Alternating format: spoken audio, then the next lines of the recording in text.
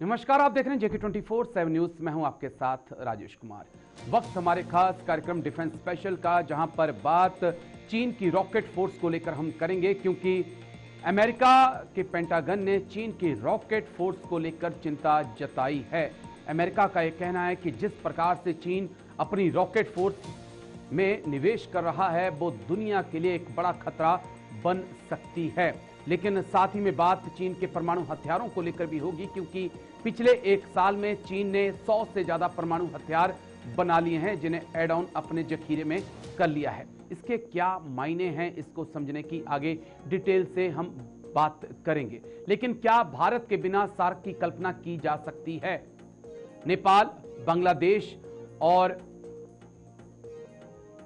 पाकिस्तान मिलकर चाहते हैं कि सार्क को फिर से जिंदा किया जा सके, लेकिन क्या यह संभव है भारत के बिना? समझेंगे। लेकिन शुरुआत पाकिस्तान से आ रही बड़ी खबर के साथ करेंगे, जो इस वक्त की बड़ी खबर है। अमेरिका ने लगाए प्रतिबंध तो पाक देने लगा सफाई। अमेरिका के लिए हमने कई कुर्बानियां दी, पाकिस्तान बोला। अमेरिकी दोस्ती के लिए हम आज तक भुगत रहे, पाकिस्तान। अमेरिका तक हमले वाली मिसाइल बना रहा था, पाकिस्तान। बड़ी खबर आपको बता दें इस वक्त की। अमेरिका ने लगाए प्रतिबंध तो पाक देने लगा सफाई। अमेरिका के लिए हमने कई कुर्बानियां दी, पाकिस्तान बोला। अमेरिकी दोस्ती के लिए हम आज तक भुगत रहे, अमेरिका तक हमले वाली मिसाइल बना रहा था, पाकिस्तान। अमेरिका ने लगाए प्रतिबंध तो पाक देने लगा सफाई। बड़ी खबर आपको बता रहे हैं इस वक्त की। अमेरिका के लिए हमने कई कुर्बानियां दी हैं, पाकिस्तान ने कहा। जल्दी से एक बार ग्राफिक्स प्ले कर दीजिए, उसके बाद फिर अपने एक्सपर्ट्स के पास हम चलेंगे। डिटेल से इस खबर को समझने की हम कोशिश करेंगे। पाकिस्तान की सफाई, हमने अमेरिका का हर वक्त साथ दिया। अमेरिकी दोस्ती का अंजाम हम आज भी भुगत रहे हैं। ये पाकिस्तान ने आरोप अमेरिका पर लगाए हैं प्रतिबंध लगाने के बाद। अमेरिका के प्रति कोई दुर्भावना नहीं हमने आज तक रखी, पाकिस्तान की सफाई। पाक के 4 कंपनियों पर अमेरिका ने प्रतिबंध लगाए हैं, पाकिस्तान की 4 कंपनियों पर, जो कि शाहीन और इवाविल मिसाइल बनाने में मदद कर रही थी। अमेरिका तक हमला करने वाली मिसाइल जो है वो बनाने में पाकिस्तान लगा हुआ था, और जैसे ही पेंटागन को इसकी भनक लगी, पेंटागन के होश उड़ गए, क्योंकि इन मिसाइलों के जरिए परमाणु हथियार ले जाए जा सकते थे। अमेरिका पर परमाणु हमला भी पाकिस्तान चाहता तो कर सकता था, और जब पेंटागन को इस बात की भनक लगी तो अमेरिका ने पाकिस्तान की 4 कंपनियों पर प्रतिबंध लगाने का फैसला किया। भारत पर अमेरिका चुप रहता है, यह भी पाकिस्तान ने कहा कि भारत अग्नि 5 जैसी मिसाइल बना ले तो अमेरिका कोई प्रतिबंध नहीं लगाता, लेकिन पाकिस्तान बना ले तो पाकिस्तान के ऊपर एक्शन लिया जाता है। इस मुद्दे से ही आज चर्चा की शुरुआत करेंगे। हमारे साथ 2 खास मेहमान चर्चा में जुड़ चुके हैं। जाने माने डिफेंस एक्सपर्ट कर्नल JS सोडी हमारे साथ जुड़ चुके हैं। बहुत बहुत शुक्रिया सर। जय हिंद। सबसे पहले थैंक यू समय देने के लिए।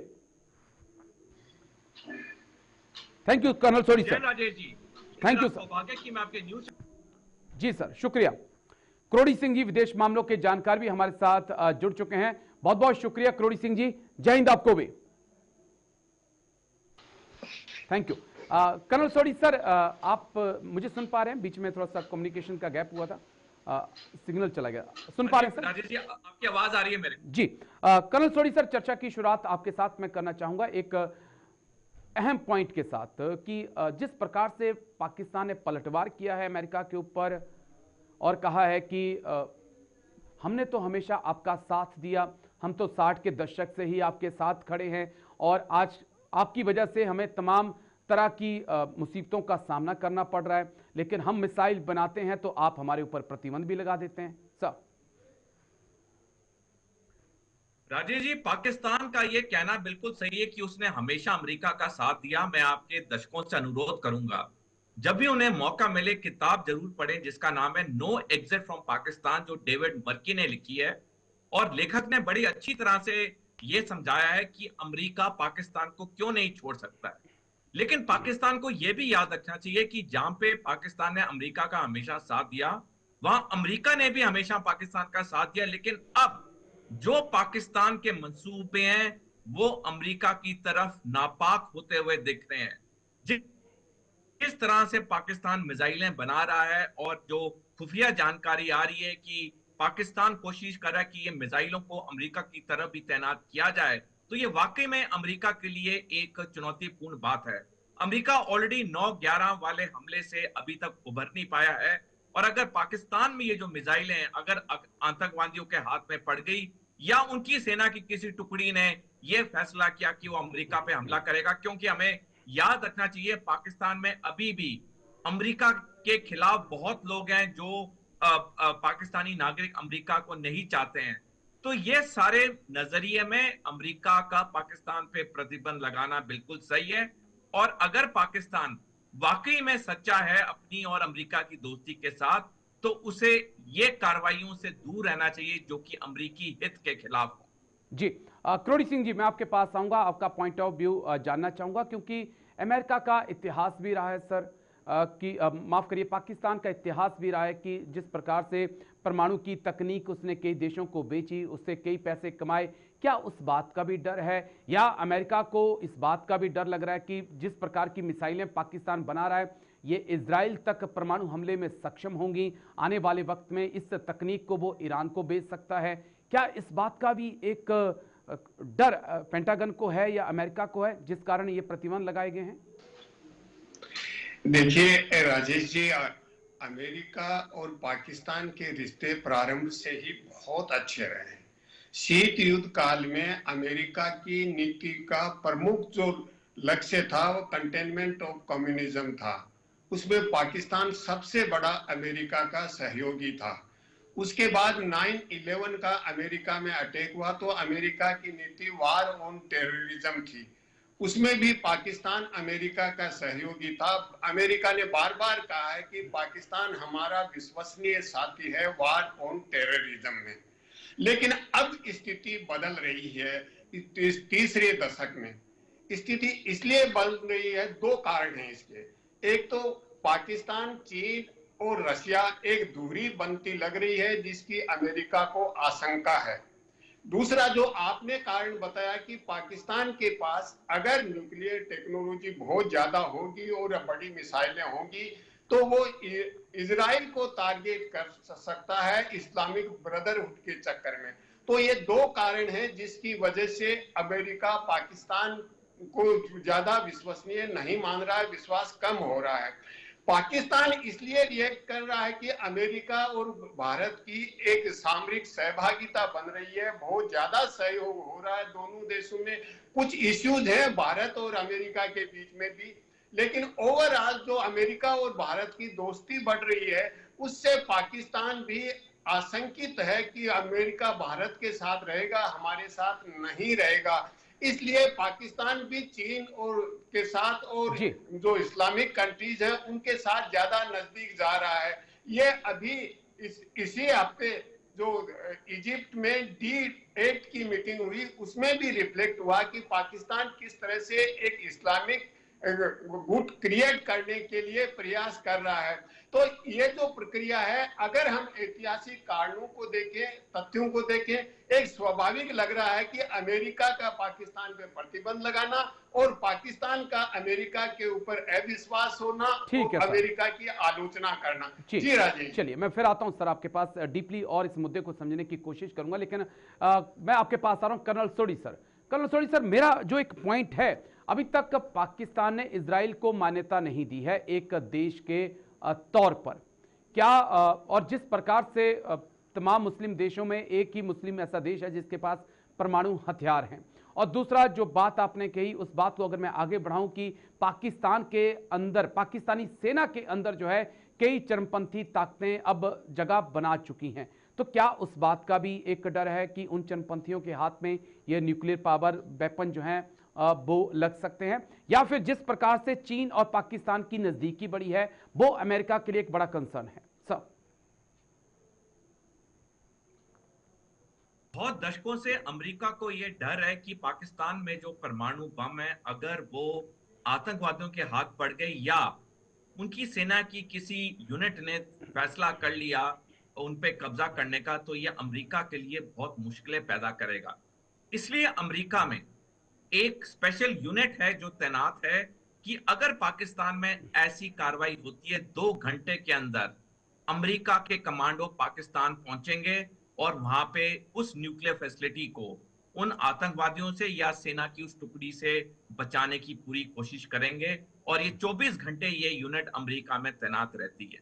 अब जहां तक आपकी बात है कि पाकिस्तान की सेना में ऑलरेडी कुछ ऐसे अफसर हैं जो कि अमेरिका के बिल्कुल खिलाफ हैं, जो कि बिल्कुल जिहादी हो रखे हैं, उनकी जो मानसिकता है वो बिल्कुल कट्टरपंथी हो चुकी है। और ये चीज अमेरिका को भी डरा रही है, सता रही है, क्योंकि जैसे मैंने पहले बताया अमेरिका 9/11 का जो सदमा है वो आज तक उससे उबर नहीं पाया है।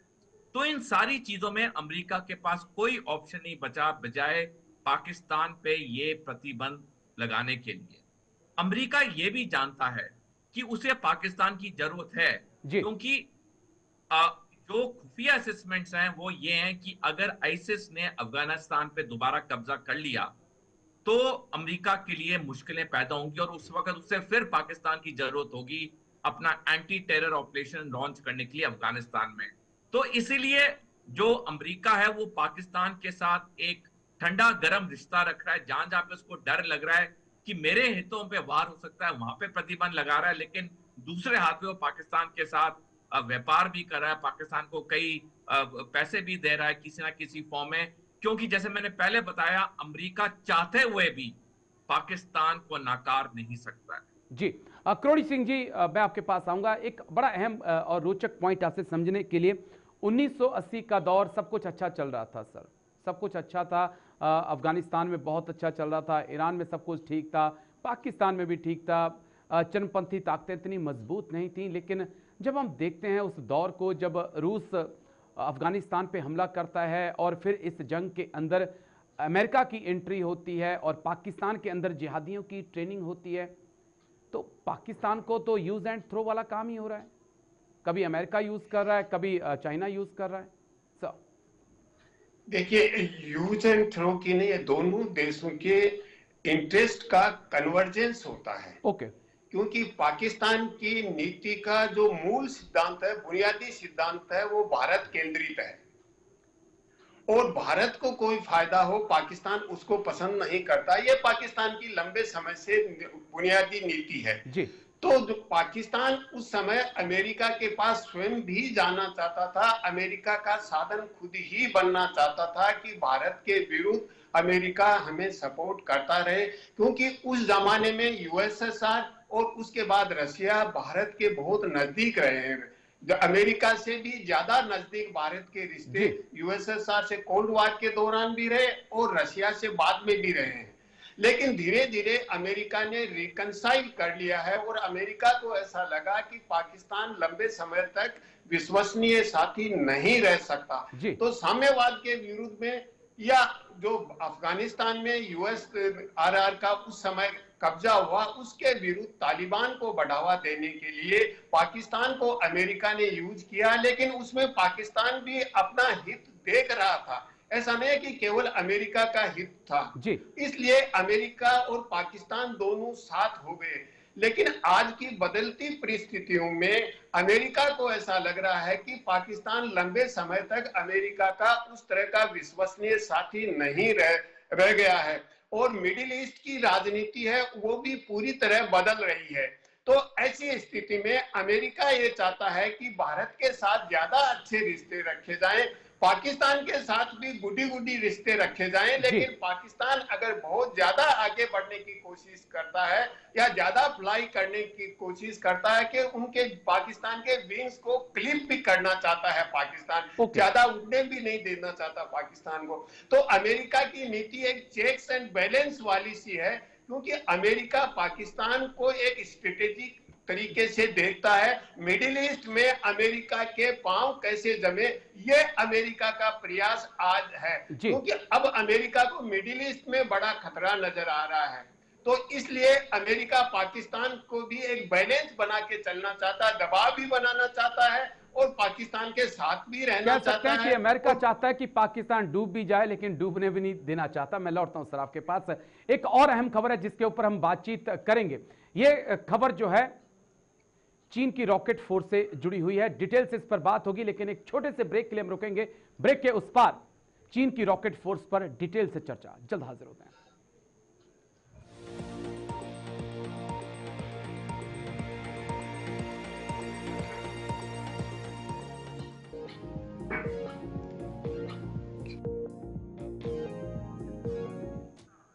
ब्रेक के बाद आपका स्वागत है। एक नजर इस वक्त की बड़ी खबर पर, फिर सीधा अपने एक्सपर्ट्स के पास हम चलेंगे। बड़ी खबर आपको बता दें, इस वक्त की एक और बड़ी खबर, चीन से जुड़ी हुई बड़ी खबर। चीन को लेकर पेंटागन की रिपोर्ट में बड़ा खुलासा। चीन अपनी रॉकेट फोर्स को बना रहा आधुनिक। चीन की किलर मिसाइलों का जखीरा 2000 के पार पहुंचा। हिंद महासागर पर कब्जा करना चाहता है चीन। बड़ी खबर आपको बता दें, इस वक्त की चीन को लेकर पेंटागन की रिपोर्ट में नया खुलासा। चीन अपनी रॉकेट फोर्स को बना रहा आधुनिक। चीन को लेकर पेंटागन की रिपोर्ट में नया खुलासा हुआ है। चीन अपनी रॉकेट फोर्स को बना रहा आधुनिक। चीन की किलर मिसाइलों का जखीरा 2000 के पार पहुंचा। हिंद महासागर पर कब्जा करना चाहता है चीन। जल्दी से एक बार ग्राफिक्स, उसके बाद फिर अपने एक्सपर्ट्स के पास हम चलेंगे। जल्दी से एक बार ग्राफिक्स प्ले करिए। रॉकेट फोर्स पर चीन का ध्यान। पेंटागन की रिपोर्ट क्या कुछ कहती है, देखिए आप। मिसाइल जखीरे को बढ़ा रहा है चीन। चीन के पास 2000 मिसाइलें मौजूद हैं, जिसकी अलग अलग रेंज है। मध्यम दूरी की 1300 मिसाइलें मौजूद हैं। इंटरकॉन्टिनेंटल बैलिस्टिक मिसाइलों की संख्या 500 है। बैलिस्टिक मिसाइलों की संख्या 250 है। कम दूरी और क्रूज मिसाइलें जो हैं उनका जखीरा अलग है। हाइपरसोनिक मिसाइलों में तेजी ला रहा है चीन। लगातार हाइपरसोनिक मिसाइलों के निर्माण में तेजी ला रहा है, लेकिन इसके पीछे मकसद क्या है? परमाणु हथियारों में भी चीन ने तेजी लाई है, उसके निर्माण में। एक साल में चीन के पास फिलहाल 600 परमाणु बम हैं। 2 साल पहले ये 300 हुआ करते थे कभी। एक साल में चीन ने 100 परमाणु बम बनाए हैं। तो ये मकसद क्या है? कुछ तो इरादा है शी जिनपिंग का, चीन का। इसी को समझने के लिए हम कर्नल सोडी सर के पास चलेंगे। कर्नल सोडी सर, पेंटागन की रिपोर्ट चीन को लेकर जिस प्रकार से चीन अपने मिसाइलों के जखीरे में बढ़ावा कर रहा है, परमाणु हथियार के निर्माण में तो उसने बुलेट ट्रेन जैसी रफ्तार पकड़ रखी है। एक साल के अंदर 100 परमाणु हथियार बना के रख दिए। तो कुछ तो है। कोई कह रहा है कि नहीं, चीन किसी पे जंग नहीं थोपने जा रहा है, लेकिन अगर इतना निवेश वो अपने मिसाइलों में कर रहा है, सेना में कर रहा है, परमाणु हथियारों में कर रहा है, तो कहीं ना कहीं कुछ तो मकसद होगा सर। राजेश जी, 2015 में जब 2 साल हुए थे शी जिनपिंग को चीन के राष्ट्रपति बने हुए, तब उन्होंने चीनी सेना के लिए रक्षा सुधार का ऐलान किया और अगले साल 1 फरवरी 2016 को चीनी सेना को रीऑर्गेनाइज किया गया थिएटर कमांड में, और साथ में चीनी सेना में रॉकेट फोर्स की एक कमांड बनाई गई। और जैसे आपने अभी ग्राफिक्स में सही कहा, आज की तारीख में चीन के पास 2400 बैलिस्टिक मिसाइल्स हैं और अमेरिका के पास सिर्फ 400 बैलिस्टिक मिसाइल्स हैं। शी जिनपिंग ने 2015 में ही फैसला कर लिया था कि उन्होंने सबसे पहला सैनिक लक्ष्य हासिल करना है, वो है ताइवान। और ताइवान अगर वो हासिल करेंगे तो उन्हें अमेरिका पे दबाव डालना होगा जब वो ये युद्ध करेंगे, जो कि सारी टाइमलाइंस 2027 की तरफ जा रही है।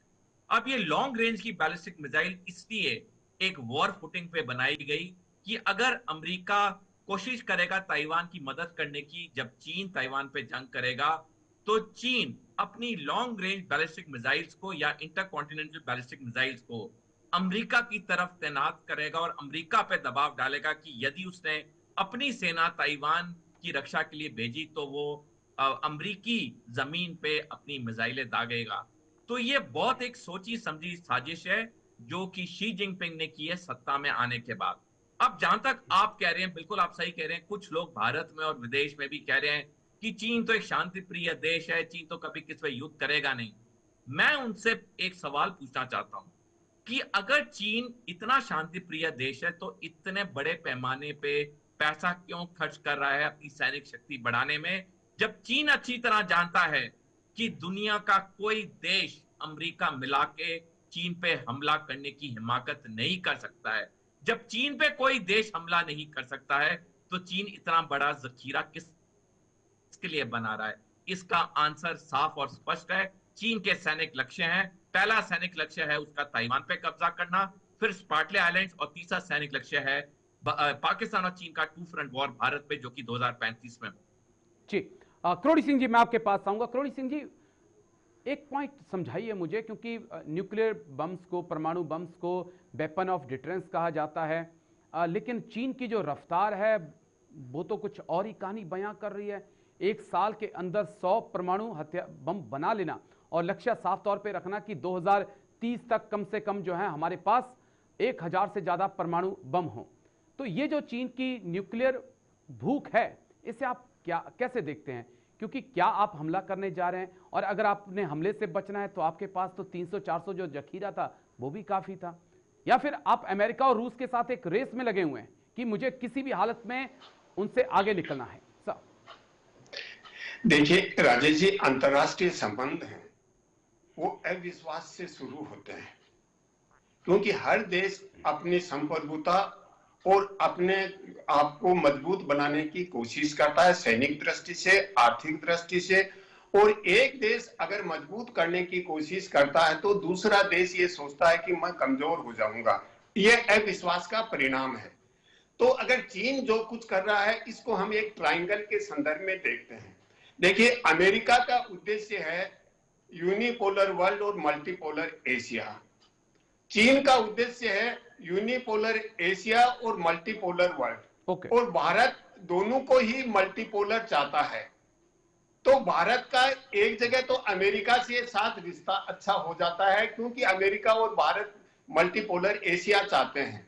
लेकिन भारत यूनिपोलर वर्ल्ड का भी विरोध करता है। वहां चाइना के साथ भारत का कहीं कन्वर्जेंस हो जाता है, और इसीलिए भारत फूक फूक के कदम रखता है। इसमें चीन जो कर रहा है, देखिए, अमेरिका को अपनी स्थिति बनाए रखनी है, अपना नेतृत्व बनाए रखना है। चीन को अपने नेतृत्व को और अधिक मजबूत करना है और अल्टीमेटली अमेरिका को रिप्लेस करना है। तो अमेरिका अगर अपनी मिलिट्री स्ट्रेंथ बढ़ाता है तो चीन में एक पैरानोया की स्थिति हो जाती है कि अमेरिका कहीं एशिया में चीन के अगेंस्ट में यूज नहीं कर ले, चीन का कहीं हित पे नुकसान न हो। इसलिए चीन अपनी सेना का मॉडर्नाइजेशन भी करता है और अंतरराष्ट्रीय स्तर पर कूटनीतिक दृष्टि से, आर्थिक दृष्टि से अपना प्रभाव भी बढ़ा रहा है। लेकिन अमेरिका की जो नीति है वो प्रोएक्टिव ज्यादा है, चीन की साइलेंट है, और साइलेंट कूटनीति है, उसमें चीन और बहुत आगे बढ़ रहा है। जैसे मिडिल ईस्ट को देखें तो चीन ने पैलेस्टाइन के सब ग्रुपों को एक साथ ले आया, ईरान और सऊदी अरब में दोस्ती करवा दी, और बेल्ट एंड रोड के लिए जितने विकासशील देश हैं ग्लोबल साउथ के, उनको कह रहा है कि हम आपका विकास कर रहे हैं। तो चीन एक अलग तरीके की मल्टीप्रोंग्ड स्ट्रेटेजी से चल रहा है, मिलिट्री स्ट्रेंथ भी बढ़ा रहा है, कूटनीति भी साइलेंटली चल रहा है, आर्थिक विकास की मदद का भरोसा भी कर रहा है, क्योंकि वो अमेरिका को रिप्लेस करना चाहता है। अमेरिका अपने आप को बनाए रखना चाहता है, इसलिए अमेरिका अलग तरीके का दबाव, अलग तरीके की कूटनीति चलाता है। इसके लिए मैंने पहले भी अपने चैनल पे कहा था कि अमेरिका की नीति है वो एक तरह के चौसर के गेम की तरह है, चीन की है चेस के गेम की तरह से नीति चल रही है।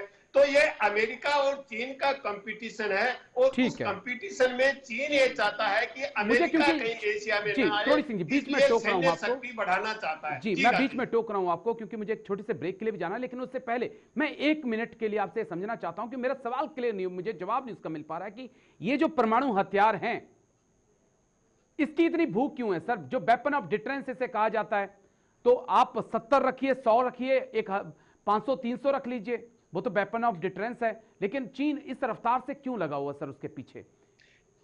देखिए, जैसे मैंने प्रारंभ में कहा था, अविश्वास से अंतरराष्ट्रीय राजनीति चलती है, और जब अविश्वास एक सीमा से आगे बढ़ता है तो वो देश पैरानोइड हो जाता है कि दूसरा मेरे पे अटैक न कर दे, मेरे पे न्यूक्लियर वेपन्स यूज न कर ले।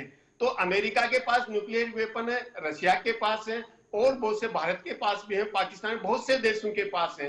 तो चाइना को ये आशंका है कि कोई मेरे अगेंस्ट में यूज न करते। सामान्यतः हम ये मान के चलते हैं कि ये वेपन और डिटरेंस है कि अपने आप को सुरक्षित करने का, कि दूसरा देश अटैक नहीं करे। लेकिन जब पैरानॉइड हो जाता है कोई देश, तो वो मल्टीप्लिकेटिव वैल्यू से, गुणात्मक दृष्टि से उन हथियारों की तरफ बढ़ता है, और वहां बढ़ता है तो दूसरा देश में भी उसका रिएक्शन होता है। और इसीलिए अमेरिका अपने बजट का सबसे ज्यादा भाग डिफेंस पे खर्च करता है।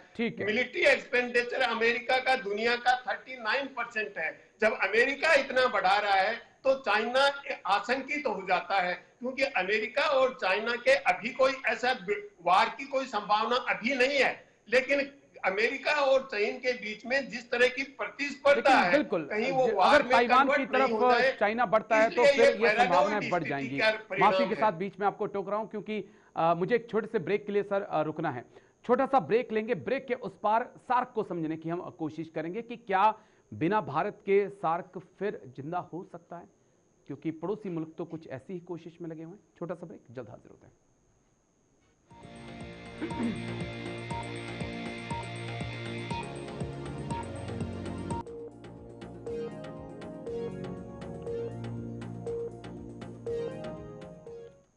ब्रेक के बाद आपका स्वागत है। एक नजर इस वक्त की बड़ी खबर पे डालेंगे, उसके बाद अपने एक्सपर्ट्स के पास हम चलेंगे, डिटेल से इस खबर को समझने की कोशिश करेंगे।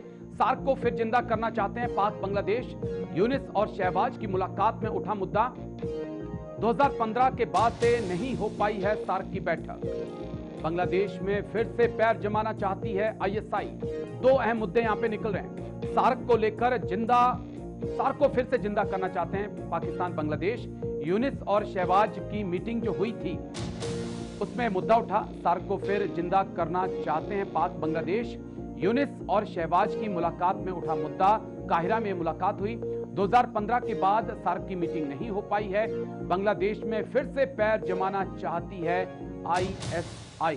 सार्क को फिर जिंदा करना चाहता है पाकिस्तान, और नेपाल की तरफ से भी KP ओली शर्मा लगातार इसकी आवाज बुलंद कर रहे हैं।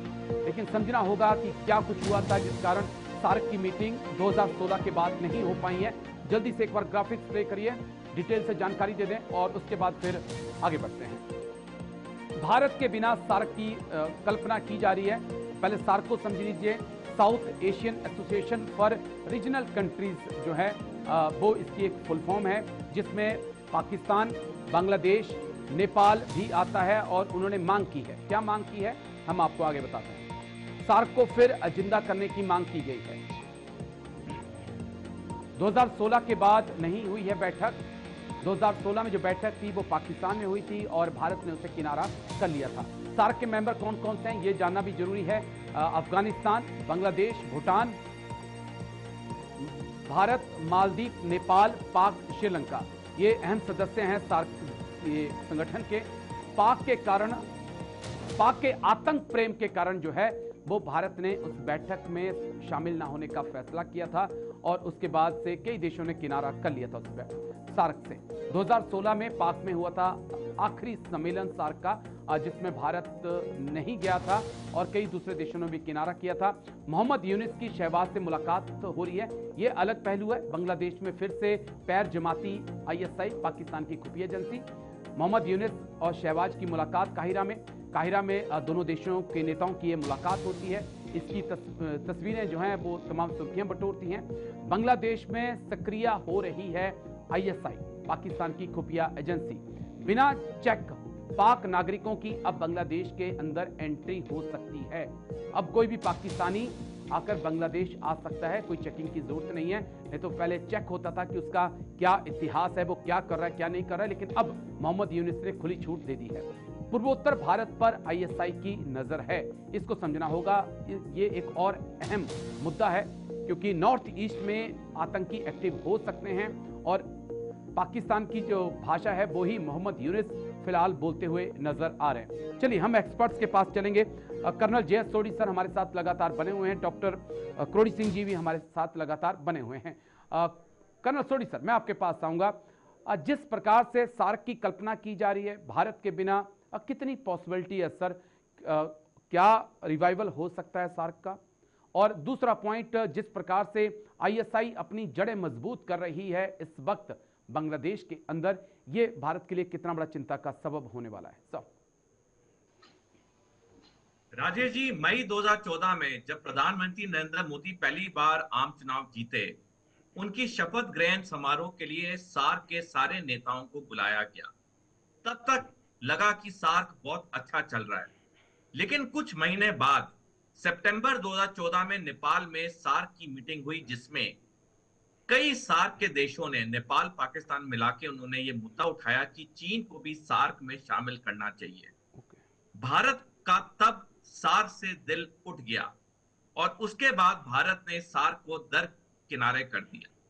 अब जिस तरह से बांग्लादेश और पाकिस्तान की नजदीकियां बढ़ रही हैं और ये अब बात उठने लगी कि सार्क को दोबारा जीवित किया जाए भारत के बगैर, ये बहुत बड़ी पॉसिबिलिटी इसलिए है राजेश जी, क्योंकि साउथ एशिया में 8 देश हैं भारत को मिला के, 7 देश हैं भारत को मिला के, और इन 7 देशों में से सिर्फ एक भूटान है जो भारत की तरफ दोस्ती का हाथ रखे हुए। बाकी जितने देश हैं साउथ एशिया के, वो सारे भारत के खिलाफ हो चुके हैं। तो सार्क का दोबारा गठन होना एक नए रूप में भारत के बगैर, ये बहुत बड़ी पॉसिबिलिटी है, क्योंकि इसके पीछे चीन की पूरा समर्थन होगा, क्योंकि चीन हर कोशिश करता है भारत को नीचा दिखाने के लिए। हमने देखा जिस तरह से पाकिस्तान में बने हुए हथियार बांग्लादेश में आ रहे हैं, जिस तरह से बांग्लादेश की 2 पनडुब्बियां, चीन की 2 पनडुब्बियां बांग्लादेश के कॉक्स बाजार नौसैनिक अड्डे में जी आज की तारीख में तैनात हैं। ये सारे बिंदु उस तरफ लेके जा रहे हैं कि ये सारे हमारे पड़ोसी देश हमारे खिलाफ हो रखे हैं। तो सार्क का दोबारा गठन होना एक नए रूप में कोई आश्चर्यजनक बात नहीं है, ये हकीकत होगी और बहुत जल्दी होगी। जी करोड़ी सिंह जी, मैं आपके पास आ रहा हूं। दूसरा जो पॉइंट है मेरा, ISI जिस प्रकार से बांग्लादेश के अंदर जड़ें जमा रही है और जिस प्रकार से मोहम्मद यूनिस ने छूट दे दी है कि पाकिस्तान से कोई भी आ सकता है। इससे पहले शेख हसीना सरकार बिल्कुल उन्होंने कहा था कि पाकिस्तान से अगर कोई आता है तो उसका इतिहास चेक किया जाएगा, फिजिकली उसको चेक किया जाएगा कि वो क्या करता है। तो क्या एक मौका मोहम्मद यूनिस फिर से पाकिस्तान की खुफिया एजेंसी को दे रहे हैं, और इसका कितना बड़ा खतरा हमारे नॉर्थ ईस्ट पर हो सकता है? सर क्वेश्चन आपका सोडी साहब ने जो जवाब दिया है कि चीन सार्क को फिर से रिवाइव करना चाहता है। चीन का उद्देश्य ये है कि ये छोटे कंट्रीज हैं दक्षिण एशिया के, ये भारत के अगेंस्ट में गैंग अप हो जाएं और भारत स्वाभाविक रूप से ज्वाइन नहीं करेगा, क्योंकि पाकिस्तान जब तक आतंकवाद को रिनाउंस नहीं करेगा, छोड़ेगा नहीं आतंकवाद की नीति, तब तक भारत ज्वाइन नहीं करेगा।